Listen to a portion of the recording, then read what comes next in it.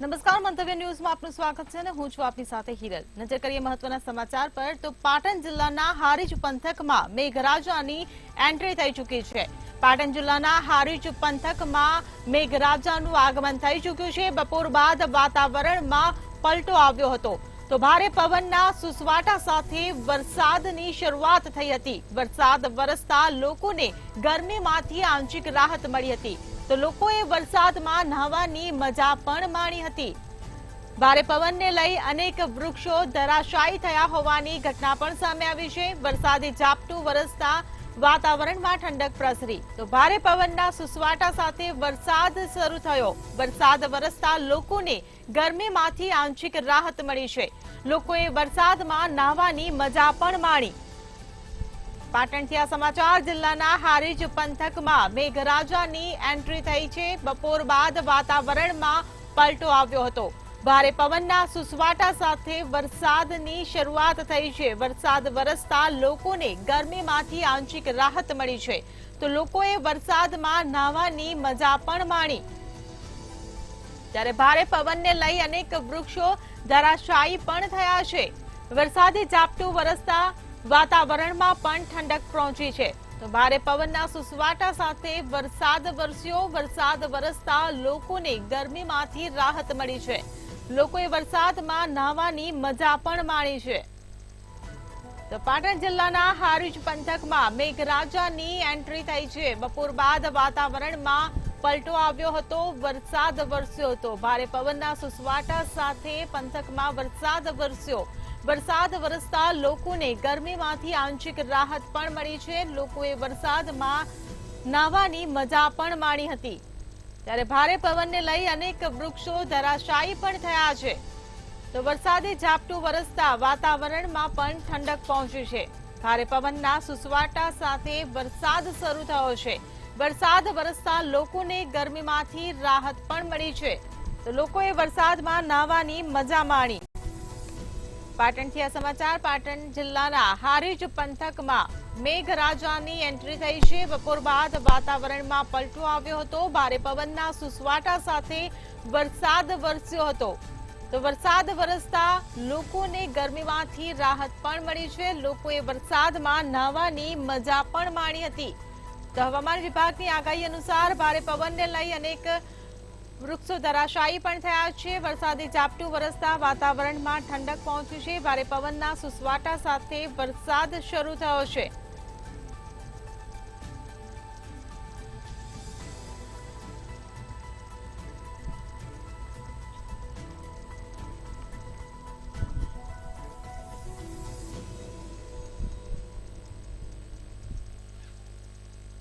અરવલ્લી જેતપુર આરોગ્ય કેન્દ્રમાં એસીબીની સફળ ટ્રેપ।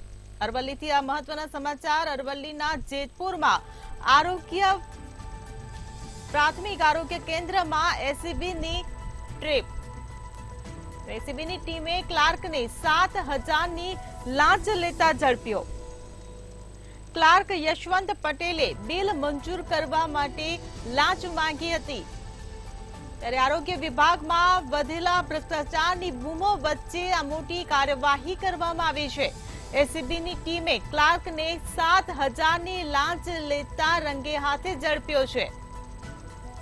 અરવલ્લીથી આ સમાચાર। જેતપુર પ્રાથમિક આરોગ્ય કેન્દ્રમાં એસીબીની સફળ ટ્રેપ। એસીબીની ટીમે ક્લાર્કને 7,000 રૂપિયાની લાંચ લેતા રંગે હાથે ઝડપી પાડ્યો છે। ક્લાર્ક યશવંત પટેલે બિલ મંજૂર કરવા માટે આ લાંચ માંગી હતી। ત્યારે આરોગ્ય વિભાગમાં વધેલા ભ્રષ્ટાચારની બૂમો વચ્ચે એસીબીની આ મોટી કાર્યવાહી સામે આવી છે। એસીબીની ટીમે ક્લાર્કને 7,000ની લાંચ લેતા ઝડપી પાડ્યો છે।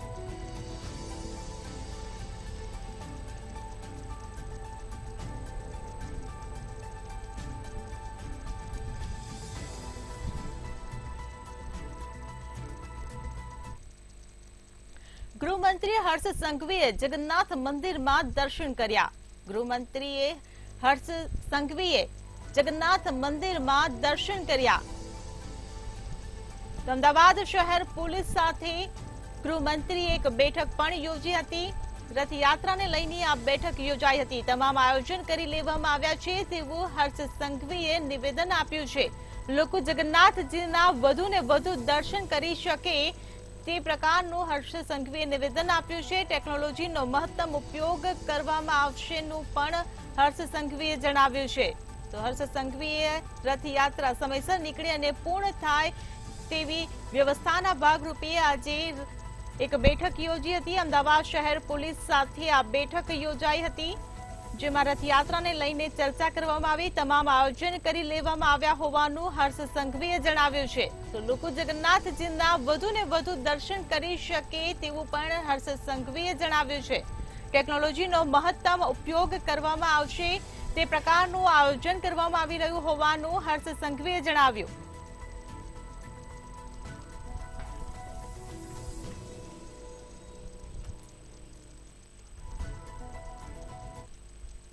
તો પાટણમાંથી ગાંજાના છોડ ઝડપાયા છે. પાટણથી મહત્વના સમાચાર મળી રહ્યા છે. પાટણમાં રાધનપુરના દેલાણા ગામમાં ગાંજાના છોડ ઝડપાયા છે. એક આરોપી સાથે ગાંજાના છોડ ઝડપી પાડવામાં આવ્યા છે. એસઓજીએ આશરે 42 કિલો લીલા છોડ ઝડપી પાડ્યા છે. પોલીસ સ્ટેશનમાં ફરિયાદ નોંધીને વધુ તપાસ હાથ ધરવામાં આવી છે. પાટણથી આ મહત્વના સમાચાર. એક આરોપી સાથે ગાંજાના છોડ ઝડપી પાડવામાં આવ્યા છે. તો પાટણ રાધનપુરના દેલાણા ગામમાં ગાંજાના છોડ ઝડપાયા છે. એક આરોપી સાથે ગાંજાના છોડ ઝડપી પાડવામાં આવ્યા છે. એસઓજીએ આશરે 42 કિલો લીલા છોડ ઝડપ્યા છે. તો પોલીસ સ્ટેશનમાં ફરિયાદ પણ નોંધવામાં આવી છે અને આગળની વધુ તપાસ પણ હાથ ધરવામાં આવી છે. એક આરોપી સાથે ગાંજાના છોડ ઝડપી પાડવામાં આવ્યા છે. પાટણથી આ મહત્વના સમાચાર. પાટણમાં રાધનપુરના દેલાણા ગામમાં ગાંજાના છોડ ઝડપાયા છે.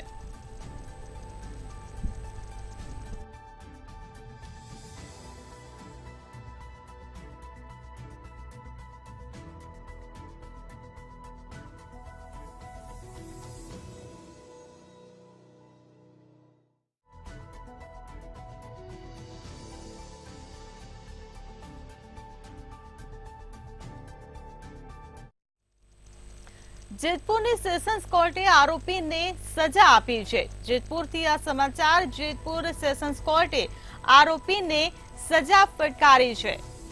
તો અપહરણ અને દુષ્કર્મના આરોપીને સેશન્સ કોર્ટે આજીવન કેદની સજા ફટકારી છે. કારખાનામાં કામ કરતા સાથી મજૂરે અપહરણ કર્યું હતું. પપ્પુ દલાભાઈ નામનો આરોપીને ત્યારે સજા કરવામાં આવી છે. અપહરણની ફરિયાદ સગીરાના પિતાએ કરી હતી, જેને લઈને કાર્યવાહી ચાલી રહી હતી, સુનાવણી ચાલી રહી હતી. ત્યારે પોલીસે આરોપીને ઝડપી સગીરાને મુક્ત કરાવી હતી. અપહરણ અને દુષ્કર્મના આરોપીને આજીવન કેદની સજા ફટકારવામાં આવી છે. તો કારખાનામાં કામ કરતા સાથી મજૂરે અપહરણ કર્યું હતું. તો પપ્પુ દલ્લાભાઈ નામનો આરોપીને સજા ફટકારવામાં આવી છે. અપહરણની ફરિયાદ સગીરાના પિતાએ કરી હતી, ત્યારે કાર્યવાહી ચાલી રહી હતી. ત્યારે જેતપુરની સેશન્સ કોર્ટે તે આરોપીને સજા ફટકારી છે. આજીવન કેદની સજા ફટકારી છે. અપહરણ અને દુષ્કર્મના આરોપીને સેશન્સ કોર્ટ દ્વારા આજીવન કેદની સજા ફટકારવામાં આવી છે. કારખાનામાં કામ કરતા સાથી મજૂરે અપહરણ કર્યું હતું. પપ્પુ દલાભાઈ નામનો આરોપીને સજા ફટકારવામાં આવી છે. તો અપહરણની ફરિયાદ સગીરાના પિતાએ નોંધાવી હતી.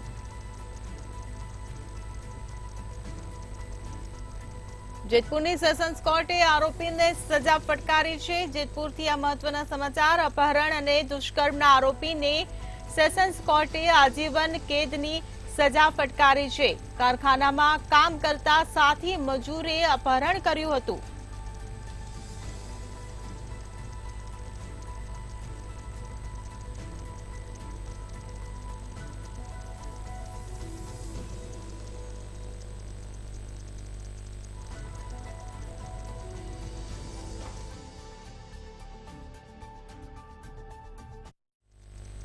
ખેડાના મહેમદાવાદના વરસોલા ગામમાં જૂથ અથડામણનો કિસ્સો પ્રકાશમાં આવ્યો છે। ખેડાથી આ સમાચાર। મહેમદાવાદના વરસોલા ગામમાં જૂથ અથડામણની ઘટના ઘટી હતી, ત્યારે એક જ કોમના બે જૂથ વચ્ચે પથ્થરમારો થયો હતો। તો અગમ્ય કારણોસર રાત્રિએ પથ્થરમારાની આ ઘટના ઘટી હતી, જેને લઈને ચકચાર મચી છે। ત્યારે આ ઘટનાનો વિડીયો પણ સોશિયલ મીડિયામાં હાલ વાયરલ થઈ રહ્યો છે। ત્યારે વાસણો મૂકવા જતા મારામારી થઈ હોવાનું સામે આવ્યું છે, જેને લઈને આ જૂથ અથડામણની ઘટના ઘટી હતી। ત્યારે પથ્થરમારામાં હથિયારો અને લાકડીઓ વડે પણ હુમલો કરવામાં આવ્યો હતો।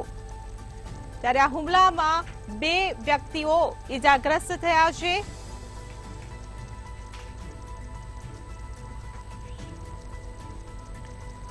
સંવાદદાતા ભાવેશ આપણી સાથે ફોન લાઈન પર જોડાઈ ગયા છે। જી ભાવેશ, મહેમદાવાદના વરસોલા ગામમાં જૂથ અથડામણનો કિસ્સો પ્રકાશમાં આવ્યો છે, શું છે વધુ ખુલાસા? જે પ્રાપ્ત માહિતી અનુસાર ગત રાત્રિએ મહેમદાવાદ ખાતે એક જ કોમના બે જૂથ વચ્ચે અથડામણ થઈ હતી, જેમાં પઠાણ અને મલિક સમાજના એક જ જૂથના લોકો એ ઝઘડામાં બાટકી પડ્યા હતા અને ખાસ કરીને પથ્થરમારો અને ધારદાર હથિયારો અને લાકડીઓને દંડા સાથે આ લોકો ત્યાં પથ્થરબાજી કરી હતી અને ખાસ કરીને આ એક વાસણ મૂકવાની નજીવી બાબતે જ આ પથ્થરમારો થયો હતો। સમગ્ર મામલે અત્યારે હાલ મહેમદાવાદ પોલીસે મામલા ખાતે પહોંચી ગઈ હતી અને ખાસ કરીને છ લોકો બંને પક્ષના છ લોકો સમક્ષ મામલો જે FIR દર્જ કરવામાં આવી છે અને સમગ્ર જે મામલો છે તે અત્યારે ગમગીન બન્યો છે અને અત્યારે જે મહેમદાવાદનું વરસોલા ગામ છે તે પોલીસ છાવણીમાં તબદીલ થયું છે। જે સમગ્ર માહિતી બદલ આભાર।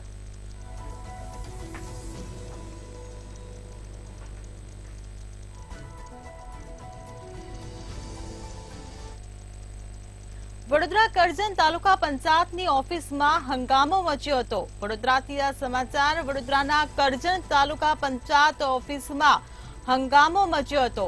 પ્રમુખ પતિ અને તાલુકા સદસ્યએ આ હંગામો મચાવ્યો હતો। વડોદરાથી આ સમાચાર। તલાટી સાથે કામ બાબતે રકઝક થવાને કારણે મામલો બીચક્યો હતો। તાલુકા પ્રમુખ પતિ દ્વારા તલાટી સાથે ધક્કામુક્કી કરવામાં આવી। તો ગુરુવાર હોવાથી ઘટનાને લઈ કર્મચારીઓ એકઠા થયા હતા। વડોદરાથી આ સમાચાર। વડોદરામાં તલાટીને મારવામાં આવતા મામલો પોલીસ સ્ટેશન સુધી પહોંચી ગયો છે। તો પ્રમુખ પતિ અને તાલુકા સદસ્યએ હંગામો મચાવ્યો હતો। તલાટી સાથે કામ બાબતે રકઝક થઈ, જેના કારણે મામલો વધુ બીચક્યો। તાલુકા પ્રમુખ પતિ દ્વારા તલાટી સાથે ધક્કામુક્કી પણ કરવામાં આવી। ત્યારે ગુરુવાર હોવાથી ઘટનાને લઈ કર્મચારીઓ એકઠા થયા હતા। તો વડોદરાથી આ મહત્વના સમાચાર। કરજણ તાલુકા પંચાયતની ઓફિસમાં હંગામો મચ્યો હતો। પ્રમુખ પતિ અને તાલુકા સદસ્યએ હંગામો મચાવ્યો હતો। તલાટી સાથે કામ બાબતે રકઝકને કારણે મામલો બીચક્યો હતો।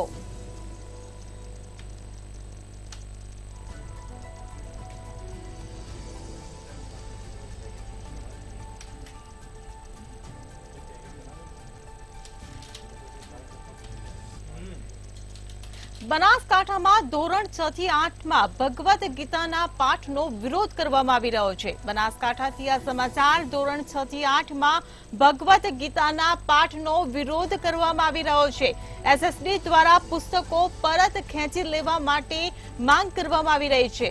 તો કલેક્ટરને આવેદનપત્ર આપીને રજૂઆત કરવામાં આવી। તમામ ધર્મોને સમાવી પુસ્તક બહાર પાડવા માટે માંગ કરવામાં આવી છે। તો પાઠ પરત નહીં ખેંચાય તો ઉગ્ર આંદોલન કરવાની ચીમકી પણ ઉચ્ચારવામાં આવી છે। બનાસકાંઠાથી આ સમાચાર। ધોરણ 6 થી 8માં ભગવદ ગીતાના પાઠનો ભારે વિરોધ કરવામાં આવી રહ્યો છે। SSD દ્વારા પુસ્તકો પરત ખેંચી લેવાની માંગ કરવામાં આવી રહી છે। ત્યારે કલેક્ટરને આ બાબતે આવેદનપત્ર આપીને રજૂઆત કરવામાં આવી છે। તો તમામ ધર્મોને પુસ્તકમાં સમાવી લઈને પુસ્તક બહાર પાડવાની માંગ કરવામાં આવી છે.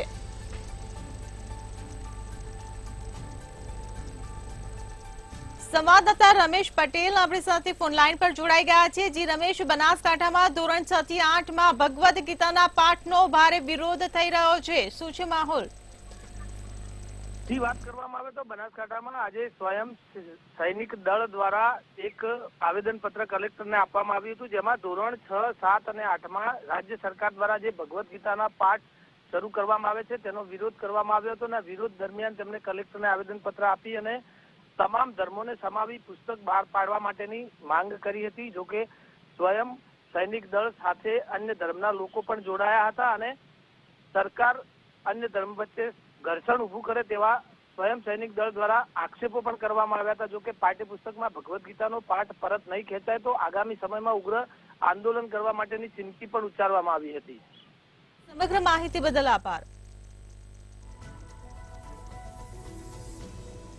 તો બનાસકાંઠામાં ધોરણ 6 થી 8માં ભગવદ ગીતાના પાઠનો વિરોધ કરવામાં આવી રહ્યો છે.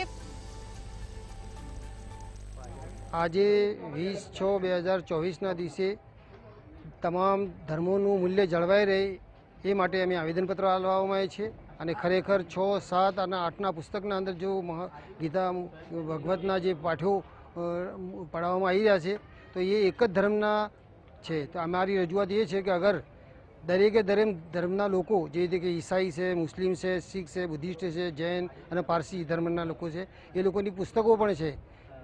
કુરાન છે, બાઇબલ છે, બુદ્ધિસ્ટની કિતાબ છે, એવી રીતે દરેક પારસી ધર્મની કિતાબોથી સારા મૂલ્યોના કિતાબો લઈને એક પુસ્તક અલગથી ભણાવવામાં આવે અને એ જ ભણાવવામાં આવે તો લોકોનો ફાયદો થાય. નહીં તો એક ધર્મના અગર ભણાવવામાં આવે તો એનાથી જનૂનતા અને કટ્ટરતા પેદા થાય.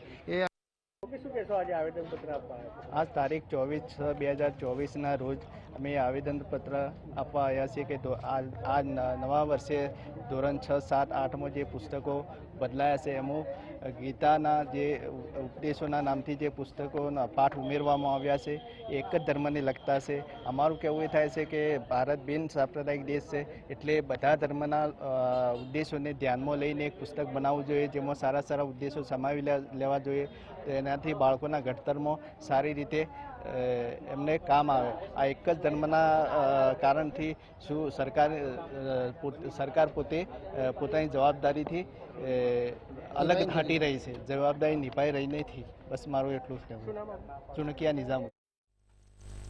રાજકોટ અગ્નિકાંડ મામલે એસઆઈટીનો જે રિપોર્ટ સામે આવ્યો છે તેને લઈને ગૃહમંત્રીનું નિવેદન સામે આવ્યું છે. રાજકોટ અગ્નિકાંડમાં એસઆઈટીના રિપોર્ટ મામલે ગૃહમંત્રીનું નિવેદન. સીટ એસીએસ હોમને રિપોર્ટ કરતી હોય છે તેવું હર્ષ સંઘવીએ નિવેદન આપ્યું છે. એસઆઈટીની કામગીરી પૂર્ણ થવા પર છે. ત્યારે ગત રાત્રે 2 વાગ્યા સુધી નિવેદન નોંધાયા.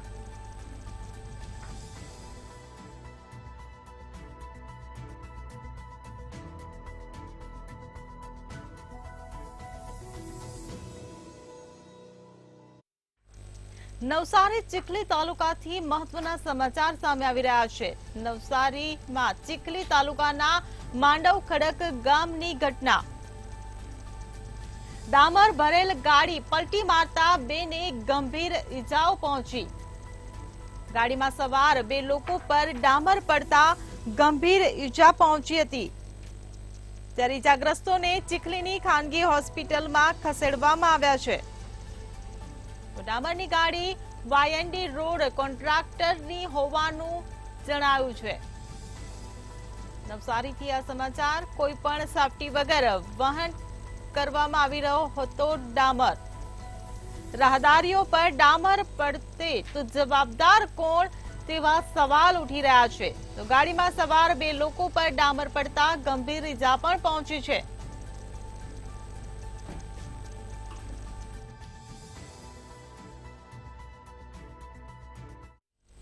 છોટાઉદેપુરમાં 2 બાઇકો સામસામે અથડાતા અકસ્માત સર્જાયો છે. છોટાઉદેપુરથી અકસ્માતની આ ઘટના સામે આવી છે. 2 બાઇકો સામસામે ભટકાતા અકસ્માત સર્જાયો છે. ત્યારે અકસ્માતમાં એક બાઇક ચાલકનું ઘટના સ્થળે જ કમકમાટી ભર્યું મોત નીપજ્યું છે, તો બીજા બાઇક ચાલકને ગંભીર ઈજાઓ પહોંચી છે. ત્યારે અકસ્માત સ્થળ પર લોકોના ટોળે ટોળા ઉમટી પડ્યા હતા. તો બે બાઇક વચ્ચે અકસ્માત સર્જાયો છે. નસવાડી પોલીસે અકસ્માતનો ગુનો નોંધીને આગળની કાર્યવાહી હાથ ધરી છે. છોટાઉદેપુરથી આ સમાચાર. બે બાઇકો સામસામે ભટકાતા અકસ્માત સર્જાયો છે. ત્યારે એક બાઇક ચાલકનું અકસ્માતમાં ઘટના સ્થળે જ મોત નીપજ્યું છે.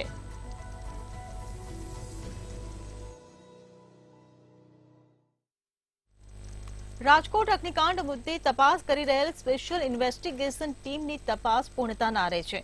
20મી જૂન સુધીમાં રિપોર્ટ રજૂ કરવાની ડેડલાઇન છે. ત્યારે હજી પણ 5-6 અધિકારીઓના નિવેદન નોંધવાના બાકી છે. રિપોર્ટ પૂર્ણપણે રજૂ કરવામાં વિલંબ થવાની સંભાવના જોતા વધુ સમય માંગી શકે છે. અત્યાર સુધીમાં અગ્નિકાંડ તપાસમાં 12થી પણ વધુ અધિકારીઓના નિવેદન નોંધાઈ ચૂક્યા છે. હાલમાં એસઆઈટીના વડા સુભાષ ત્રિવેદીના નેતૃત્વની ટીમ ઘટનાને લઈને તપાસ કરી રહી છે. એસઆઈટી સરકાર સમક્ષ 100 પાનાનો ધગધગતો રિપોર્ટ રજૂ કરી શકે છે.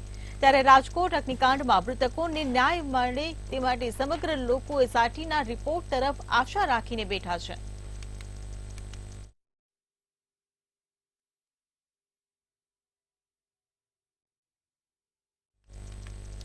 ગીર સોમનાથમાં સાંસદ રાજેશ ચુડાસમાએ પોતાના નિવેદનથી ફરી ચર્ચામાં આવ્યા છે. વેરાવળના ડોક્ટર અતુલ જગ આત્મહત્યા કેસમાં સાંસદ રાજેશ ચુડાસમાનું નામ આવ્યું હોવાથી લોકસભાની ચૂંટણી સમયે જૂનાગઢની બેઠક ચર્ચામાં રહી હતી. ત્યારે સાંસદના આભાર દર્શન કાર્યક્રમમાં રાજેશ ચુડાસમાના વિવાદિત નિવેદનથી ફરી ચર્ચા જાગી છે. રાજેશ ચુડાસમાનું જાહેર મંચ પરથી કહ્યું કે આ લોકસભા ચૂંટણીમાં મને જે નડ્યા છે તેનો ભારતીય જનતા પાર્ટી હિસાબ કરે કે ન કરે, પરંતુ હું આગામી 5 વર્ષ કોઈને મૂકવાનો નથી. સાંસદના આ નિવેદનથી રાજકીય વર્તુળોમાં ખળભળાટ મચ્યો છે. સાથે જ રાજેશ ચુડાસમાના નિવેદન પર હીરા જોટવાએ પણ પ્રહાર કર્યા છે.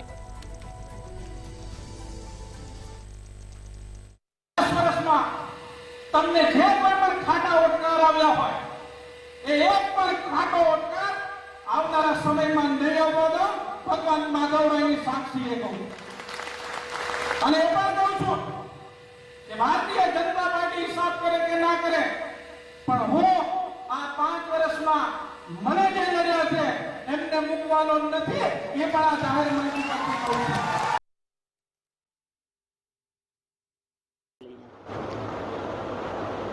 રાજેશભાઈ ત્રીજી વખત જીત્યા પછી એમને અહમની ભાષાથી જે ગઈકાલે વાત કરી, જે ભાષામાં ધાક ધમકી કહી શકાય કે ભારતીય જનતા પાર્ટી 5 વર્ષનો હિસાબ લે ના લે પણ હું તો લેવાનો જ છું, એવી લોકોને સ્વાભાવિક અપેક્ષા નથી રાજેશભાઈ પાસે. પરંતુ જે મત વિસ્તાર તાલાળા મત વિસ્તારમાં કોંગ્રેસને સૌથી આખા મત વિસ્તારો કરતાં વધારે મત મળ્યા અને રાજેશભાઈને ઓછા મળ્યા, એનું કારણ હોઈ શકે કે ભગવાનભાઈ જ્યારે ભારતીય જનતા પાર્ટીમાં ગયા નહોતા ત્યારે પણ કંઈક 10-12 હજાર મતો ભાજપના વધારે હતા. ભગવાનભાઈ ગયા પછી સ્વાભાવિક 20-25 હજાર મતો એને મળે એવી એની અપેક્ષા હોય એવું લાગ્યું છે. જેથી જૂનાગઢના સાંસદ રાજેશ ચુડાસમા પોતાના નિવેદનથી ફરી ચર્ચામાં છે. ત્યારે આ મામલે કોંગ્રેસ પ્રવક્તા મનીષ દોશીએ વળતો પ્રહાર કર્યો છે. મનીષ દોશીએ કહ્યું છે કે લોકોને ડરાવવાની ભાષાનો ઉપયોગ કરવામાં આવ્યો છે. જો કે ચૂંટણી પહેલા પણ લોભ અને ડરનો માહોલ ઉભો કર્યો હતો અને જીત્યા બાદ આવી રીતે જાહેરમાં ધમકી આપી રહ્યા છે. ત્યારે ભાજપ શું આવા પ્રતિનિધિઓ રાખવા માંગે છે તેવું મનીષ દોશીએ કહ્યું છે. જે પ્રકારની હિસાબ કરી દેવાની ચીમકી જાહેરમાં આપી, આ ભાષા એ હિંસાની ભાષા છે, ડર અને ભય ફેલાવવાની ભાષા છે. ચૂંટાયેલા જનપ્રતિનિધિ એ વિસ્તારની તમામ જનતાના જનપ્રતિનિધિ હોઈ શકે, પણ તેમને જે ભાષાનો પ્રયોગ કર્યો એ ભાષા સમગ્ર વિસ્તારની અંદર ડર અને ભય ફેલાવવા માટેની છે. ચૂંટણી જીતવા માટે ડર અને ભય ફેલાવતી ભાજપા અને એમના પ્રતિનિધિઓ અને ચૂંટાયા પછી પણ ડર અને ભય ફેલાવવાની માનસિકતા ધરાવતા ભાજપાના પ્રતિનિધિને અને ભાજપાને પૂછવા માંગુ છું, શું આ હિંસાની ભાષા એ ભાજપાની સત્તાવાર ભાષા છે? શું ભાજપા આ પ્રકારના જનપ્રતિનિધિઓને જ પ્રાથમિકતા આપવા માંગે છે? આ પ્રકારની ભાષાથી શું ગાંધી સદાના ગુજરાત માટે યોગ્ય છે? જે રીતે ડર અને ભય ઉભો કરીને લોકોમાં જે પ્રકારનો સંદેશ આપવા માંગે છે, શું ગુજરાતની ભાજપા સરકાર આ ભાષાને સત્તાવાર ભાષા ગણે છે? ગુજરાત 87 માં હાલ બસ આટલું જ. વધુ સમાચાર માટે જોતા રહો મંતવ્ય ન્યૂઝ. નમસ્કાર.